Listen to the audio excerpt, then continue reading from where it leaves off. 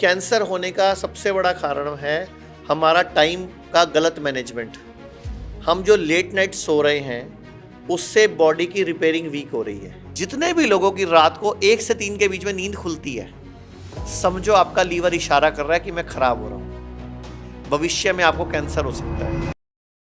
अभी हिंदुस्तान के सामने जो सबसे बड़ा खतरा है, कैंसर के पेशेंट्स पिछले कुछ दशकों में बढ़े हैं और आने वाले समय में उनकी तादाद और बढ़ेगी। कैंसर भारत के सामने एक बड़ा खतरा है।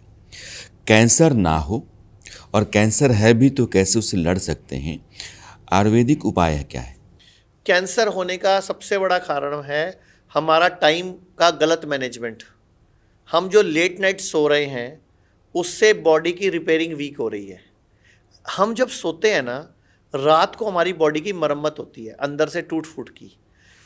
अगर आप रात को 11 बजे सो जाते हो, ध्यान से सुनना, अब ये बात आप भी सुनो दर्शकों, अगर आप रात को 11 बजे सो जाते हो तो उसके 2 घंटे बाद आप साउंड स्लीप में होते हो, गहरी नींद में। 1 से 3 बजे के बीच में आपकी पूरी बॉडी का ब्लड लीवर से गुजरता है और उसकी पूरे की सफाई होती है। जितने भी लोगों की रात को 1 से 3 के बीच में नींद खुलती है, समझो आपका लीवर इशारा कर रहा है कि मैं खराब हो रहा हूँ, भविष्य में आपको कैंसर हो सकता है। तो जितने भी लोगों की रात को नींद खुलती है 1 बजे, 1:30 बजे, 2:30 बजे, 3 बजे, 3:30 बजे, तो खतरे की घंटी है। मीन्स बॉडी अपने खून की सफाई नहीं कर पा रही।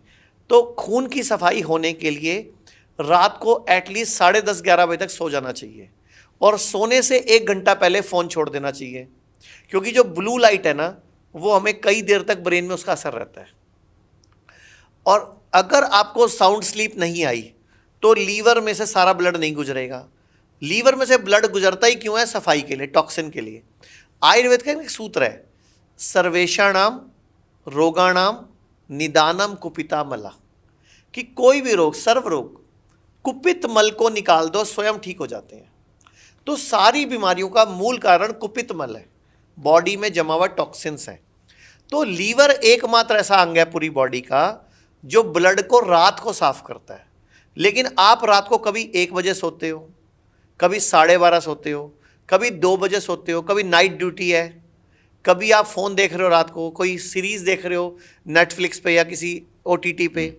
तो थोड़े दिनों में ना आपके खून की सफाई का पैटर्न बिगड़ जाएगा, बॉडी में गंदगी जमा होनी शुरू हो जाएगी, टॉक्सिन इकट्ठे होने शुरू होंगे और आपकी बॉडी में कैंसर की शुरुआत हो जाएगी।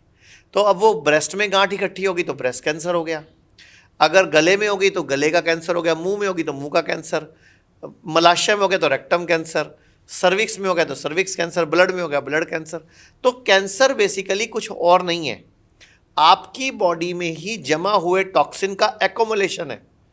और वहाँ पर फिर वो सेल जो है, हमारी बॉडी का सेल है, कैंसर सेल जो है वो कहीं बाहर से नहीं आता, मेरा आपका अपना सेल है, लेकिन उसको एनवायरनमेंट मिल जाता है ग्रो होने का। वो कैसा एनवायरनमेंट? बॉडी में जिस हिस्से में ऑक्सीजन की पहुंच कम होगी वहाँ कैंसर ग्रो हो जाएगा। बॉडी में जिस हिस्से में एसिडिक एनवायरनमेंट होगा वहाँ कैंसर ग्रो हो जाएगा। तो उसको अपना माहौल मिला कैंसर सेल को। बेसिकली कैंसर सेल क्या है? ज़्यादा ग्लूकोज खाने वाला सेल है, ज़्यादा स्पीड से ग्रोथ होने वाला सेल है। तो आप उसकी सप्लाई लाइन काट दो। कैंसर की सप्लाई लाइन क्या है? चीनी, अच्छा, सफ़ेद नमक, कार्बोहाइड्रेट, रोटी, गेहूं, चावल, जानवर से प्राप्त कुछ भी पदार्थ, दूध, दही, मलाई, पनीर, ये इसकी सप्लाई लाइन है कैंसर की। अब काट दो, थोड़े दिन के लिए एल्कलाइन डाइट पे आ जाओ, नेचुरल डाइट पे आ जाओ, भोजन पे आ जाओ। हल्दी खाओ, कड़ी पत्ते चबाओ, पुदीना धनिया का जूस पियो, पालक, मेथी, बथुआ, चौलाई, मूली पत्ता, शलगम का पत्ता, पान का पत्ता, बरगद का पत्ता, पीपल का पत्ता, अमरूद का पत्ता, या जो भी पत्ते का जूस पिया जा सकता है सबका मिला के जूस पियो। मतलब बॉडी में एल्कलिनिटी बढ़ा दो। एसिडिक एनवायरनमेंट क्या? कैंसर के सेल अपने आप मरने शुरू हो जाएंगे। कैंसर पहले तो ग्रोथ रुकेगी, फिर वो यूटर्न भी ले लेगा। बड़ा आसान तरीका है। भारत में हमारे 120 से अधिक हॉस्पिटल, क्लिनिक और डी केयर सेंटर्स मौजूद हैं, जहां 900 से भी अधिक आयुर्वेदिक डॉक्टर्स और विशेषज्ञ आयुर्वेद, नेचुरोपैथी, पंचकर्म और डाइट थेरेपी जैसे प्राकृतिक तरीकों के माध्यम से कैंसर, किडनी, लिवर, हार्ट और अन्य गंभीर बीमारियों को रिवर्स करना सिखाते हैं।